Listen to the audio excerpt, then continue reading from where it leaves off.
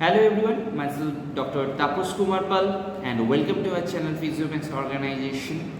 Today I will teach you about the anatomy of the knee joint. So before that, those who are new, those who are for the first time watching our channel, don't forget to subscribe to the channel, and after watching this video, if you like the video, don't forget to like and share among your friends, those who are new. As like the other classes, today we will teach you the anatomy of the knee joint. You will understand the articulation of the knee joint, the structures which are responsible for the movements of the knee joint, and what all exact the movements is present in the knee joint. With that, the contents and the compositions of the knee joint. So that's what is about today's class. So come, let us know about the knee joint anatomy. So today we will teach you the anatomy of the knee joint and the movements and the surrounding structures of the knee joint and the composition of the knee joint. As we all of us we know that knee joint, it is a tricompartmental joint. The reason it's behind of it is this: there is a two condyle, that's the tibio-femoral condyle. This is the femoral condyle, this is the tibial condyle, which makes the bicompartment, and the patella, which is also attached with the femur, just anterior aspect of the femur, that is the patellofemoral compartment. So this tibiofemoral compartment and the patellofemoral compartment, which makes the knee joint as a tricompartmental joint.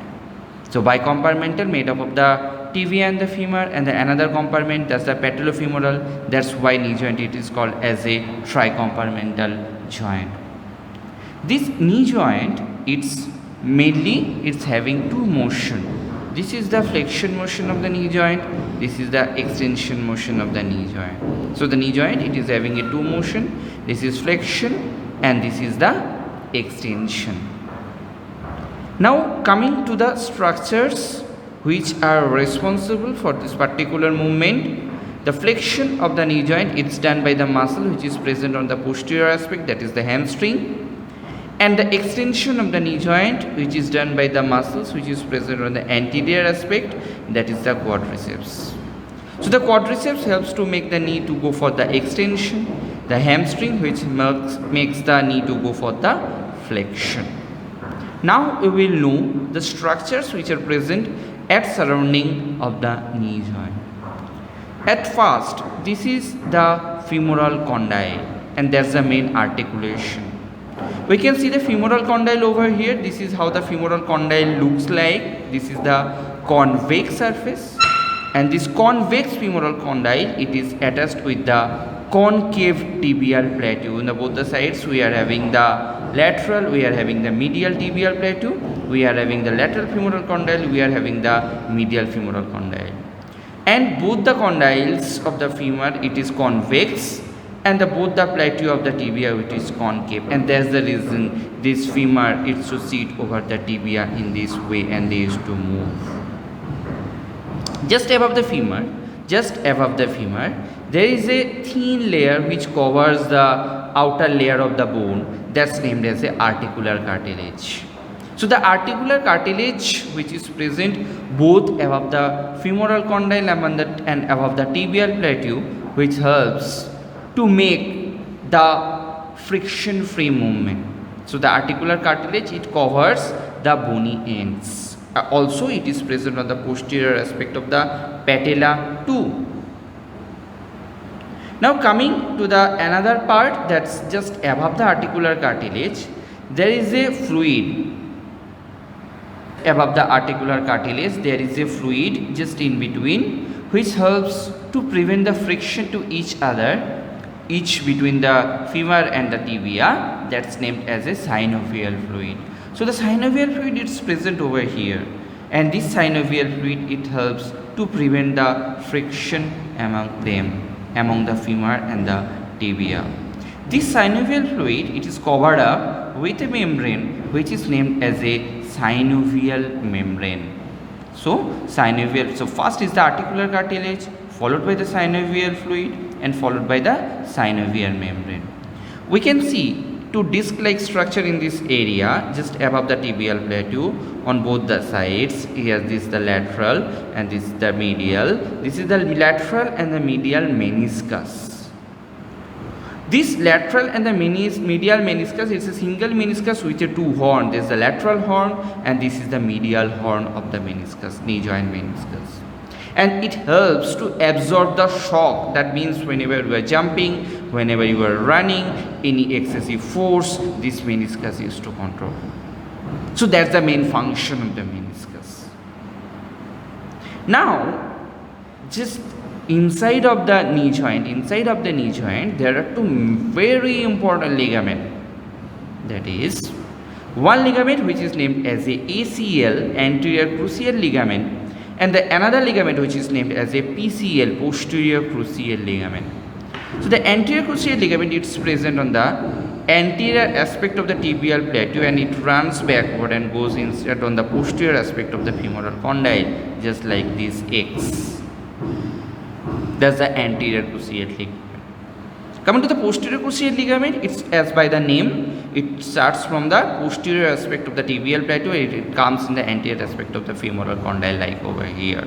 And this is the two femoral ligaments which is present as the anterior cruciate and the posterior cruciate ligament, ACL and the PCL. These two ligaments helps to make the stability of the knee joint, and at the same time the time you are going for the stair climbing, the time you are moving, that's the time these two ligaments used to hold your knee. Except of that there are two ligaments on the both the sides.